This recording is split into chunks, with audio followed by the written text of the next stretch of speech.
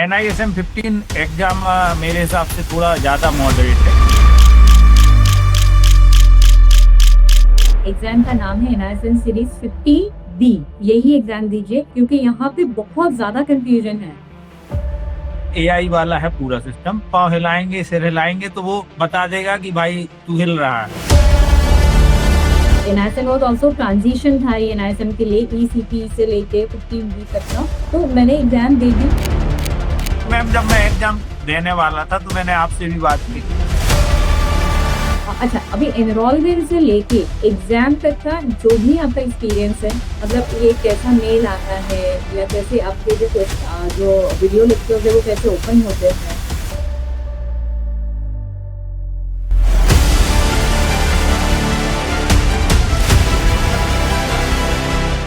Hello everyone.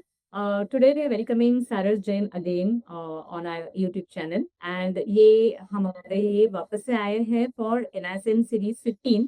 But इस बार series 15 के बारे में बात नहीं करेंगे। इस बार हम बात कर लेंगे सीरीज 15B की। मतलब सारस ने सीरीज 15B जो है वो क्लियर की है सक्सेसफुली। मतलब सारस जो है 3 साल पहले कहीं जाके अपनी फर्स्ट एग्जाम वो क्लियर किए थे NISM सीरीज 15 रिसर्च एनालिस्ट। और अभी रिन्यूअल इनका दिन था, मतलब आपको पता ही नहीं होगा कि रिन्यूअल के रिलेटेड क्या जो नॉर्म्स है वो भी सारा हमारे साथ अभी डिस्कस करेंगे ही। तो उन्होंने 15B की क्लियर की हुई है और इनका जो एक्सपीरियंस है 15B को लेके वो हमारे साथ आज शेयर करेंगे। At the same time 15B किसको देनी चाहिए वो चीज भी हम उनको पूछेंगे। और एग्जाम के टाइम पे क्या प्रिकॉशन लेनी है वो सारी जगह, क्योंकि it is going to be online exam. तो सब चीजें जो है उन सरस से पूछते हैं। Saras welcome again on our YouTube channel and thanks for coming.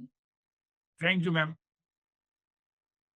तो सरस बताइए कि आपका ये जो 15B, मतलब आपने पहले तो ये बताइए कि आपकी जो 15 सरस पहले तो ये बताइए कि आपकी जो 15 वाली जो एग्जाम है सीरीज 15 वो आपने कब क्लियर की थी। ये मैम मैंने दिया था 20 जून 2023 को, और ये ड्यू था 19 जून 2026 को रिन्यू के लिए। लेकिन BSc का जो मेल है वो 6 महीने पहले आ जाता है लगभग, क्योंकि 2 साल से लेके 3 साल के बीच में अपन रिन्यू का एग्जाम दे सकते हैं। और अगर आपकी डेट निकल जाती तो फिर आपको पुनः जाके वहाँ NISM 15 ही देना पड़ेगा, फिर 15 भी नहीं दे पाएंगे आप। अच्छा, मतलब इसका मतलब ये है कि NISM 15B अगर देना है तो 1 साल पहले, 2 साल होने के बाद तीसरा साल जब ये शुरू हो जाता है तभी आपको BSc का मेल आ गया है। ये मेल BSc से आया है या NISM से आया है। हाँ, ये यूजुअली NISM आपको एक रिमाइंडर देता है। क्या BSc की कंफ्यूजन इसलिए क्योंकि ज्यादातर सेबी का जो काम है तो वो ज्यादातर मेल BSc से ही आता है, इसलिए। हाँ, तो NISM आपको एक रिमाइंडर दे दिया है और आपने मतलब सावत has been always very enthusiastic. I don't know whether to give exam और नॉट, बट हाँ उनको अपने कंप्लायंस के साथ भी is very particular and that is the reason probably he has given exam. क्योंकि इनका एग्जाम अभी ड्यू है, मतलब वो होगा जून तक वो दे सकते थे, लेकिन शायद आपने ये एग्जाम मुझे लगता है नवंबर में ही दे दिया है, राइट। दिसंबर में दिया, जनवरी को हुआ आपने एग्जाम। हाँ, तो ये दिसंबर में इन्होंने एग्जाम दी है। अच्छा, अभी जो मेजर क्वेश्चन आता है कि ये एग्जाम इजी है या 15 एग्जाम इजी है। मैम NISM 15 एग्जाम मेरे हिसाब से थोड़ा ज्यादा मॉडरेट है, क्योंकि उसमें 2 केस स्टडीज आती हैं, यहाँ पे केस स्टडीज नहीं आएंगी। और जो ज्यादातर जो क्वेश्चन मैंने देखे हैं जो वो लेक्चर दे रहे थे ना, जो आप देखेंगे 3-4 घंटे के लेक्चर, तो उन्हीं में ज्यादातर क्वेश्चन आते हैं। मतलब लगभग जैसे 50 में से 30 क्वेश्चन लगभग उसी में से आए थे। और 5 से 6 क्वेश्चन तो अपन कंप्लाइंस फॉलो करते हैं, तो वो तो अपन पे बन ही जाते हैं नॉर्मली, जो भी से भी रजिस्टर्ड आ रहे हैं तो वो कंप्लायंस की तो सारी चीजें उनको आती हैं। लॉजिकल क्वेश्चन होते हैं। हाँ। और 4 से 6 आपके न्यूमेरिकल आए थे उसमें। right, हम्म, हमारे हिसाब से बदलता रहता होगा एग्जाम पेपर, हम्म, इस बार न्यूमेरिकल थोड़े से कम थे। अच्छा, तो मतलब ये तो एक चीज क्लियर है कि आपका 2 साल पूरा हो जाएगा, 3 साल खत्म होने के पहले पहले जो है आपकी फर्स्ट एग्जाम का डेट आप चेक कर लीजिए। NISM का मेल वो आपको आ ही जाएगा, लेकिन अगर होता है तो एग्जाम जो है यही एग्जाम दीजिए। एग्जाम का नाम है NISM सीरीज 50B। ये रिन्यूअल एग्जाम है, ECP आएगा या ऐसा कुछ नहीं है, अभी NISM 15B आ गई है। अच्छा, अभी एनरोलमेंट से लेके एग्जाम तक का जो भी आपका एक्सपीरियंस है, क्योंकि यहाँ पे बहुत ज्यादा कंफ्यूजन है, मतलब ये कैसा मेल आता है या कैसे आपके जो वीडियो लेक्चर्स है वो कैसे ओपन होते हैं, फिर वो देखने के बाद में आपको एग्जाम देनी है, ऐसा कुछ तो एक प्रोसीजर है। क्योंकि मैंने एग्जाम दी थी, लेकिन ये एग्जाम जब मार्च में इंट्रोड्यूस हुई थी वो टाइम पे दी थी, तो मुझे जो एनआईएसएम के वेबसाइट पे वो टाइम पे कुछ बीचेस थे, क्योंकि एनआईएसएम वाज आल्सो ट्रांजिशन था, ये एनआईएसएम के लिए ईसीपी से लेके 15B तक का। तो मैंने एग्जाम दे दी, अभी कहीं जाके मैं भी, क्योंकि कभी वो ये ओपन हो रहे थे, कभी कुछ हो रहा था, बट यस मतलब इतना ज्यादा बुरा एक्सपीरियंस नहीं था। लेकिन आपके टाइम पे मुझे लगता है शायद चीजें जो है वो और ज्यादा स्ट्रीमलाइन हो गई है। तो आपको पूरा एक्सपीरियंस जहाँ से बताइए, एनरोलमेंट से लेके एग्जाम देने तक का, मतलब कभी कभी आपको ये वीडियोस देखने हैं, आपको जो मतलब जो जो स्पेसिफिकेशन चाहिए होंगे आपके कंप्यूटर के, सारी चीजें बताइए। वो तो कुल मिला के सबसे पहले तो आपको मेल आएगा जो आपको ये बताएगा कि आपका एक्सपायर होने वाला है। तो आपको तो पता ही है कि आपका एक्सपायर कब होना है। मैंने तो यही सोचा कि जैसे अगर इसमें लगभग 15-20 दिन, 1 महीना लग गया तो अपन अभी दे लेते हैं इसको जनवरी में, क्योंकि मैं पेंडिंग था मेरा। तो उनका जो मेल आया था उस पे लिंक में बताया गया था कि आप जाके एनरोलमेंट पे जाके आप उसको एनरोल कर दीजिए। तो वो 2 से 5 दिन के बीच में, वर्किंग डे में, वो आपका एनरोलमेंट क्लियर कर देंगे कि आपका एनआईएसएम 15 निकल चुका, तभी आपको वो 15B का फॉर्म भरने के लिए ओपन होगा। और जैसे ही आपको कंफर्मेशन मेल आएगा कि आपका हो गया है वेरीफाई, कि आप 15B दे सकते हैं, तो उसके बाद आप जाएंगे तो वहां पे जाके आप अपना पेमेंट करेंगे और अपनी डेट सिलेक्ट करेंगे जिस डेट में आपके पास टाइम हो। और जो वो आप फॉर्म भर देंगे उसमें जो डेट सिलेक्ट करेंगे उसके एक शाम पहले आपको लिंक आ जाएगा, आपका यूजर नेम और पासवर्ड, और किस लिंक पे जाके आपको उनके जो पोर्टल है एनआईएसएम का, जो है ये ईसीपी पोर्टल ही है मैम जहाँ पे एग्जाम होता है, लेकिन होता है ये एग्जाम वो सीपी जैसा नहीं। तो जाके आप जैसे यूजर नेम पासवर्ड डालेंगे तो आपकी लिंक ओपन हो जाएगी और वो 7 दिन तक वैलिड रहेगी, मतलब 7 दिन तक आप देख सकते हो वीडियोज वगैरह तो है। और जब तक आप पूरे वीडियोज नहीं देखेंगे तो एग्जाम नहीं होगा चालू। आपको एक के बाद एक देखना है और उसमें आप स्किप नहीं कर सकते। और वीडियो देखने के दौरान आपकी पूरी वीडियो रिकॉर्डिंग होती है जो एनआईएसएम आपको मॉनिटर करता है। हालांकि सामने कोई नहीं रहता, वो तो सिस्टम एआई वाला है पूरा सिस्टम। आप हाथ पांव हिलाएंगे, सिर हिलाएंगे तो वो बता देगा कि भाई तू हिल रहा है। और मतलब कई वीडियो देखने के टाइम पे भी हमें उतना ही केयरफुल रहना है। हाँ, मतलब आप वीडियो देख रहे हैं तो आप ये मान के चलें कि बात तो होना ही नहीं चाहिए, बिल्कुल शांत और सिक्योर रूम में देखें।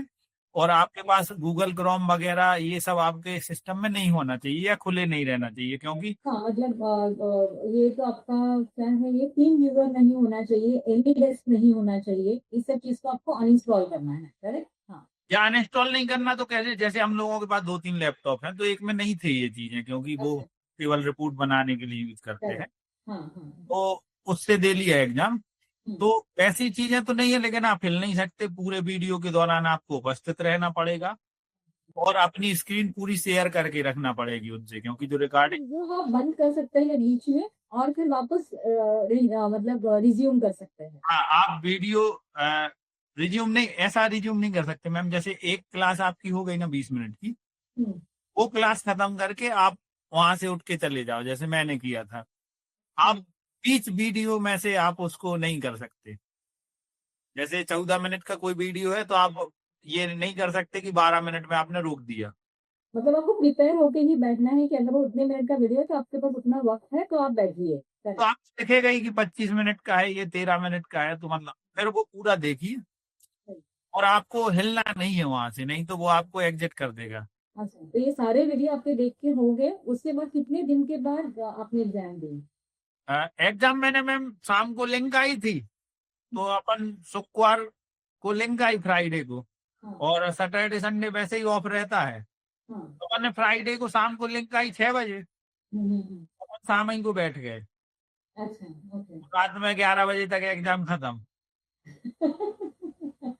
अच्छा, मतलब एक 4 घंटे में आपने पूरा काम जो है वो आपका पूरा कर लिया था। मैंने कहा क्योंकि मैम हम लोग पेंडिंग छोड़ते ही नहीं ना कोई भी काम। जैसे सेबी का भी कोई मतलब जैसे बीएससी का भी मेल आया तो सारी जो क्वेरी है ना उनकी अपन जब तक सॉल्व नहीं कर ले तब तक अपन को चैन नहीं आता। वो भी सही है एक्चुअली, एक हाँ। बार एग्जाम देके फिनिश करो और बाकी मैम एग्जाम देते समय एक चीज का बहुत ध्यान रखना है कि मतलब क्योंकि उनने हमसे भी बोला था कि आप पूरे कमरे में वीडियो घुमा के दिखाओ कि कोई है तो नहीं। हाँ, मतलब कुल मिला के ये है कि सरल ज्यादा कठिन एग्जाम नहीं है तो चीटिंग नहीं करना चाहिए, क्योंकि फिर वो NISM वो एग्जिट करवा देगा आपको सिस्टम, फिर हाँ, आप फिर एग्जाम। बाहर कर देते हैं, मतलब वो एग्जाम जो है आप नहीं, वो सबमिट हो जाती है। ये मेरे साथ एक बार हुआ था जब भी कोविड के टाइम पे एनआईएसएम के सेंटर्स कम थे and I was planning to give, मतलब I think I had given my mutual distributor भी मैं कभी दी थी और एक एग्जाम दी थी, तभी इतनी सेज तक की एक एग्जाम हुआ करती थी। तो वो भी एग्जाम मैंने ऑनलाइन ही दी थी घर पे बैठ के ही, और तभी वही है कि आप वीडियो दिखाइए या जब भी आपने ऐसे थोड़ा भी अपने फेस घुमा दिया या कुछ किया तो पेरो में लाओ। यस, तो मतलब ये एनआईएसएम 15B के लिए भी उतना ही एप्लीकेबल है। क्योंकि मैम मतलब जैसे जो रजिस्टर्ड लोग हैं उनको तो रिन्यू करना ही है, मतलब एग्जाम एग्जाम जैसा ही है जैसा एग्जाम होता है, बस ये अंतर है कि ये ऑनलाइन है और वो अपन सेंटर पे जाके देखते हैं देते हैं। लेकिन अभी एक सवाल तो वही है जो, मतलब क्योंकि अपने एनआईएसएम 15 के भी क्लासेस है और बहुत सारे लोग एनआईएसएम 15 के लिए अपने यहाँ इनरोल करते हैं, वो लॉजिकल भी है क्योंकि वहां पे पढ़ाई इतनी है। अभी जैसे तुमने कहा कि केस स्टडी 8 मार्क के है, अभी ऐसा नहीं है सर, चीजें चेंज हो गई है। 20 जनवरी से केस स्टडी 20 मार्क्स की हो गई है और जो चैप्टर्स अपने 13 हुआ करते थे अभी 15 हो गए हैं। तो यहाँ का लॉजिकल है कि आप एक स्ट्रक्चर्ड कोर्स जो है वो पढ़ रहे हैं किसी का कोर्स लेके। इसमें भी मैम जो 15 भी हमने दिया तो इसमें भी हमने कमोडिटी वगैरह बढ़ा दिया उसमें, अच्छा। जैसे जैसे 15 में बढ़ाया ना कमोडिटी, नया वाला 15 है 20 जनवरी वाला, तो 15 भी में हमने दो तीन चीजें बढ़ा दी जो लेकिन मुझे नहीं लगता है कि इसके लिए कोई अलग से प्रेपरेशन की जरूरत है, करेक्ट? मतलब आप अपना ही ये वीडियोस देख के अपने नोट्स निकाल के अपनी एग्जाम दे सकते हैं। वीडियो आप सिंसियरली देखेंगे तो मुझे इतना पता है कि 50 में से 25 तो आ ही जाएंगे जो मतलब क्वालिफाइंग स्कोर है। और और यहाँ पे पासिंग भी कम है, राइट? पासिंग 60% नहीं है। और माइनस मार्किंग नहीं है। यस, तो पासिंग 50% है, माइनस मार्किंग नहीं है, नेगेटिव मार्किंग यहाँ पे है नहीं। तो ये भी ध्यान में रखिए ताकि ये एग्जाम जो है, और मतलब हमारा कहने का मतलब ये नहीं कि लोग उन्हें भी पीछे पड़ रहे हैं कि आप एनआईएसएम सीरीज 15B का कोर्स वर्क बनाइए जो रिक्वायर्ड नहीं है। मतलब सिर्फ बनाना नहीं करके हमें बनाना ये है, जरूरी है तो ही बनाइए, मतलब नहीं जरूरत है। और डू यू थिंक? ये मैम जब मैं एग्जाम देने वाला था तो मैंने आपसे भी बात की थी, किया कि 15 20 में क्या पढ़ना पड़ता है, तो कहीं मुझे वीडियो नहीं मिले, तो एग्जाम देने के बाद मुझे समझ में आया कि वीडियो क्यों नहीं मिले। जरूरत भी नहीं है, मतलब जहाँ पे जरूरत है, जहाँ पे स्ट्रक्चर्ड कोर्स की जरूरत है, जहाँ पे हम है, लेकिन बाकी ये वाले एग्जाम आप दे सकते हैं। बाकी इस एग्जाम में मुझे एक चीज अच्छी लगी कि मतलब जो भी नई चीजें आ रही ना तो वो उसमें ऐड कर दे रहे हैं ना वो वीडियो में, हाँ। जैसे मार्केट में कोई नई चीज आई ना हम्म। ऐड कर दे रहे तो आपको पता तो रहे, और एक्चुअल में ये एग्जाम होता भी शायद इसलिए ही है मैम। ये एक्चुअली प्रोफेशनल अपग्रेडेशन है। हम सारे प्रोफेशनल्स हैं और प्रोफेशनल्स का मतलब ये होता है कि अपना जो करियर है या हम लोग जो भी अपना काम कर रहे हैं उसमें ना हम अपडेटेड रहे। जैसे डॉक्टर्स ही रहते हैं तो वो लोग सेमिनार्स कॉन्फ्रेंसेस जो है वो अटेंड करते रहते हैं, सीएज है उनके भी कंटिन्यूस बेसिस पे ये सारी चीजें रहती है। वैसे ही हमारा भी होना चाहिए क्योंकि वी आर ऑल्सो पोटेंशियलिस्ट। तो हमें ये 3 3 साल में जो भी चेंजेस हो रहे हैं, कि सेबी के रेगुलेशंस में कुछ चेंजेस हो रहे हैं, कोई कंप्लायंस रिलेटेड चेंजेस हो रहे हैं, कोई मतलब वो पर्टिकुलर जो अपना एरिया ऑफ वर्किंग है वहां पे कुछ चेंजेस हो रहे हैं, तो उसका अपडेशन हमें होना चाहिए। And that is the reason ये एग्जाम है। और उसको ग्रेसफुली लीजिए, एक बर्डन के हिसाब से लेने की जरूरत नहीं है, क्योंकि लोगों को सबको लगता है कि सीपीई करना ज्यादा बेटर था, बस अटेंड करना है और निकल जाना है, ये एग्जाम रखी क्यों है। तो इसे एक बर्डन के हिसाब से लेने की जरूरत नहीं है, सही है ना? नहीं, और इसमें एक चीज और है मैम, आपके पास इंटरनेट कनेक्टिविटी अच्छी होना चाहिए जिससे वो दिक्कत ना हो, क्योंकि जैसे मैं जब एग्जाम दे रहा था भले ही मेरे घर पे फाइबर लगा है, लेकिन वो बार में वीडियो के बाद आगे ही नहीं बढ़ रहा था, फिर राउटर ऑफ किया फिर चालू किया, क्या है, वीडियो देखते समय हुआ, अगर एग्जाम देते समय ये हुआ तो उसमें तो ऐसा कोई मौका नहीं मिलेगा। मिलेगा। और 2,500 की एग्जाम है, राइट? 2010 में फीस है। तो हाँ, तो ये जो वो लोग अगर सिस्टम अगर इस एग्जाम को सबमिट कर देता है तो you do not have any recourse you have to give the exam again, मतलब आपको वापस एनरोलमेंट करनी है और एग्जाम देनी है, मतलब वही वीडियोस आपके सारे देखने में और सारा प्रोसेस वही करना है, अनलेस एंड अनटिल आपने जो भी मतलब में ही लिखा होगा एनआईएसएम को वो कंसिडर करेंगे। But I don't think that is going to be the secondary thing. आप देखिए कि आपका जो इंटरनेट कनेक्शन है वो परफेक्ट रहे, राइट। और इसमें एक चीज और ध्यान देने वाली है, जैसे कई बार अपन जैसे एनआईएसएम का एग्जाम दे के आते ना, तो 3 एग्जाम दिया तो अपन को प्रोविजनल सर्टिफिकेट सेम डे या next day meal, same day या नेक्स्ट डे नहीं मिलेगा, ऊपर से ये अलग दिखेगा आपको कि आपने अभी एग्जाम नहीं दिया है। तो उसमें मतलब डरने की जरूरत नहीं है, वो 10 से 12 दिन में सिस्टम देगा आपको। मेरे केस में ऑलमोस्ट 18 to 20 डे इनका वैसे ज्यादा नहीं लगा, क्योंकि कभी जैसे मैंने कहा कि वो ट्रांजिशन फेज था एनआईएसएम के लिए, कभी 15 जो आया था, और मेरा जो एक्सपायरी था मेरे एग्जाम का वो भी कभी था, और रीसीपी देने के लिए हमें कभी हो नहीं रहा था क्योंकि सिस्टम अलाउ ही नहीं कर रहा था।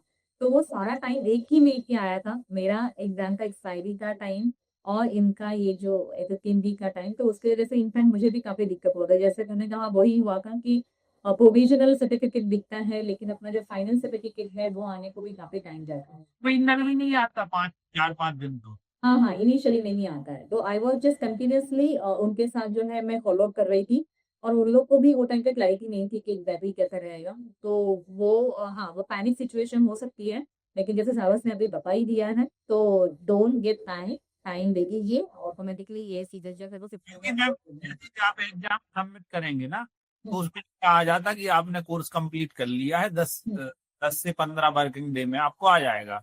तो 10 से 15 वर्किंग डे मतलब सोमवार से शुक्रवार, शनिवार मतलब 3 हफ्ते हो गए। हाँ, तो वो पूरा टाइम लेंगे 10 से 15 दिन का, सही है। लगेगा कि 20 दिन हो गए। तो मतलब बाकी एग्जाम का एक्सपीरियंस कूल है, मतलब वो वही हमारे लैंग्वेज में चिल एग्जाम है, ये है कि नहीं? एग्जाम है, और मतलब ज्यादा पढ़ने की जरूरत नहीं है। ज्यादातर रेगुलेशन के क्वेश्चन आते हैं, जो जरूरी भी है एक हजार एक काम करके। यस, एक आरे काम कर रहा है तो उसको मालूम होना चाहिए। क्योंकि अगर आपको रेगुलेशन नहीं पता तो फिर आप आरए का लाइसेंस लेके भी काम नहीं कर पाओगे। हाँ, जो कंप्लायंस कर रहे हैं पर्टिकुलर के इंडिपेंडेंट आरए जो रहते हैं, जो इंडिविजुअल कैपेसिटी में काम कर रहे हैं, उनको तो रेगुलेशन दावत पता है, because they are in day out, वो लोग अपने कंप्लायंसेस खुद ही मैनेज करते हैं। बाकी क्या है कि कुल मिला के ये है कि अच्छा एग्जाम है, और मतलब अपने को परेशानी भी नहीं कि कहीं जाना नहीं है। हाँ, बेस्ट पार्ट तो वही है कि आपको घर पे बैठ के अपने जो कंफर्ट जोन में ही इस एग्जाम को देना है। आपका इंटरनेट कनेक्शन जो है उसको चेक कर लीजिए, और ये एग्जाम के लिए कोई अलग से प्रिपरेशन की जरूरत नहीं है। कोई अलग से कोर्स भी मुझे लगता नहीं है कि है भी, और अगर रहेगा तो भी आपको लेने की भी जरूरत नहीं है, जो पढ़ाई या जो स्टडी मटेरियल। और अच्छा, और एक चीज मुझे पूछनी थी जो मैं जाते जाके पूछना था, जब भी मैंने एग्जाम दी थी वो टाइम पे स्टडी मटेरियल नहीं था, तो अभी क्या स्टडी मटेरियल अवेलेबल है? स्टडी मटेरियल है मैम, वो अच्छा। मतलब जो स्लाइड जो वो पढ़ाते हैं ना क्लास में, हाँ, हाँ, हाँ। 13-14 वीडियो में वो डली रहती है उसी में लिंक में। अच्छा, तो स्टडी मटेरियल आपके लिए वो भी है तो वो डाउनलोड हो जाता है? तो वो डाउनलोड करके वो भी मैंने पढ़ लिया था एक बार एग्जाम में बैठने के पहले, वो हाँ। उससे भी हेल्प हो गई थी, क्योंकि मतलब जो 20-25 क्वेश्चन थे ना वो लगभग कैसे आए थे, क्योंकि आपको पता ही है ना कि ऑप्शन बाइंग क्या है, ऑप्शन सेलिंग क्या है, और कौन सा रेगुलेशन क्या है, आरए क्या नहीं कर सकता, 30 दिन 5 दिन बाद जो है, ये सारी चीजें मतलब वो क्वेश्चन में पूछ लेंगे, और वो आपको पता ही हो क्योंकि वो आप फॉलो कर ही रहे हैं ना। Yes yes yes. हाँ, वही है जो आप रेगुलर प्रैक्टिस में कर रहे हो, वही चीजें आपको पूछी जा रही है। इस एग्जाम में देखिए ये नहीं अपन को लगा कि मतलब कुछ नया है, हाँ हाँ हाँ। तो आप काम कर रहे हो वो काम से ही रिलेटेड आएगा, और जो आपने वीडियो देखा उसी में से आएगा ज्यादातर। चलो अच्छा है, मतलब अभी हमारे जो भी व्यूअर्स हैं। एग्जाम है तो 10-12 क्वेश्चन तो आएंगे कठिन, क्योंकि एग्जाम है। वही वो थोड़ा, उसके लिए आपको जो भी प्रिपेयर रहना है, या जैसे कि जो आपका ट्यूटर बता रहे हैं, आपके इंस्ट्रक्टर बता रहे हैं, उसके नोट्स मतलब उसके रिलीज से सुन लीजिए, नोट्स पढ़ लीजिए, एग्जाम दे दीजिए। बहुत ज़्यादा इस एग्जाम का टेंशन लोड लेने की ज़रूरत मुझे नहीं लगता है, क्योंकि मैंने खुद नहीं दी उम्मीद है एग्जाम, वो टाइम पे भी it was a very cool experience. और अभी सरस खुद बता रहे हैं उनका भी एक्सपीरियंस, अभी ये मुझे मैंने मार्च में दी थी और अभी अपने एग्जाम दी है दिसंबर में, तो ऑलमोस्ट 8 महीने के बाद भी जिसने एग्जाम दी है उनको भी एक्सपीरियंस है, उनको अच्छा रहा है। तो जिसका रिन्यूअल है प्लीज चेक कर लीजिए, कोई NISL का जो मेल आया होगा अगर वो स्पैम में गया हुआ है, जंक मेल में गया है, आप प्लीज चेक करके अपने एग्जाम जो है वो क्लियर कर दीजिए। मुझे लगता है 15B को लेके जो भी आपके कंफ्यूजन है वो यहाँ पे क्लियर हो गए होंगे। और 15B का जो टाइम है वो देने का उसको फॉलो कीजिए, अदरवाइज आपको 15 एग्जाम जो है NISL 15 वो वापस देनी पड़ेगी। अगर आपके 30 साल एग्जाम होने के बाद पहले एग्जाम देने के बाद 30 साल खत्म हो जाएंगे, और ये नहीं होना चाहिए, क्योंकि आपके लिए ये व्यवस्था जो है वो कर दी है। इसको डेफिनेटली फॉलो कीजिए, उसका जो है वो फायदा उठाइए। इसमें एक चीज है मैम कि जो जैसे कई लोगों को कंफ्यूजन रहता, मुझे भी था कि जो एग्जाम हमने 23 में दिया था 21 जून को, ये कब से बढ़ेगी? जिस दिन एग्जाम दे रहा है उस दिन से बढ़ेगी कि जब वो एग्जाम दिया था उस दिन से बढ़ेगी? तो इसमें अच्छी चीज ये है कि जिस दिन वो एग्जाम दिया था 23 वाला वहीं से पढ़िए, भले ही अपन ने जनवरी में दे दिया exam. That is the best part, right? हाँ, क्योंकि बढ़ जाएंगे ना। हाँ हाँ हाँ, ये एक अच्छा पॉइंट बताया है सारस, आई रियली अप्रिशिएट कि अभी अगर आपने एग्जाम दे रही तो वो टेंशन लेने की जरूरत नहीं कि मैंने 6 महीने पहले दी है तो 6 महीना प्लस मतलब 3 का आगे हो जाएगा। नहीं, आपका जल्दी डेट आपकी जो एग्जाम के पहले वाले सर्टिफिकेट की है उसके आगे मतलब उस हिसाब से डेट जो है वो एडजस्ट हो जाएगी, है। और ये सारी चीजें क्या है, वो जो सर्टिफिकेट जनरेशन है ना वो कंप्यूटराइज्ड है, तो उसमें डेट की मिस्टेक नहीं होती नहीं मैक्सिमम। होगी, यस यस। और तो यहाँ पे सेबी को भी कोई इशू नहीं होना चाहिए। और देखिए मेरे डेट में कुछ 2-3 दिन का आगे पीछे हुआ है, और जो जितना मुझे मालूम है अब किसी ये सुधार, देश में अब ये इतना सुधार कर लिया है, अब उनका सब सिस्टम सही जम गया है। क्योंकि इवन हम लोग भी ये when it comes to exam मतलब मैं भी ऐसा ये नहीं हूँ कि इतना इग्नोरेंट रहेंगे या इतना नेग्लेक्ट कर देती इस पॉइंट को। लेकिन यस, अगर सिस्टम ही अगर वो टाइम पर सेटअप नहीं था तो वहाँ पे हम भी कुछ नहीं कर सकते हैं। तो यस, बहुत हमारा क्लैरिटी आ गई है इन एसेंस सीरीज 15B को लेके, क्योंकि हम तो इसके बारे में बताते ही रहते हैं लेकिन मेरे comes from directly from the participants और directly from the one who was actually given the exam, तो इसका क्लैरिटी बहुत ज्यादा आता है एंड स्टूडेंट बहुत ज्यादा कॉन्फिडेंट फील करते हैं। क्योंकि जब हम बोलते हैं हमने एग्जाम दी, उनको लगता है कि आपको एग्जाम देने में क्या बड़ी बात है, आप तो दे ही सकते हैं आपको तो क्या उठ के बैठना है, एग्जाम देनी है, आपके लिए तो बहुत सिंपल है। तो इसलिए मुझे चाहिए था कि कोई सुधर करके अपना एक्सपीरियंस यहाँ पे बताया कि जिन्होंने एक्चुअली एग्जाम अपीयर की हुए रिसेंट डेट दैट टू। तो Dharas, thank you so much for all the information and all the input। ये डेफिनेटली जो NISM सीरीज 15B देना चाहेंगे आगे जाए तो उनके लिए जो है वो मदद करेगी आपकी दी हुई इन्फॉर्मेशन। तो thank you so much for that.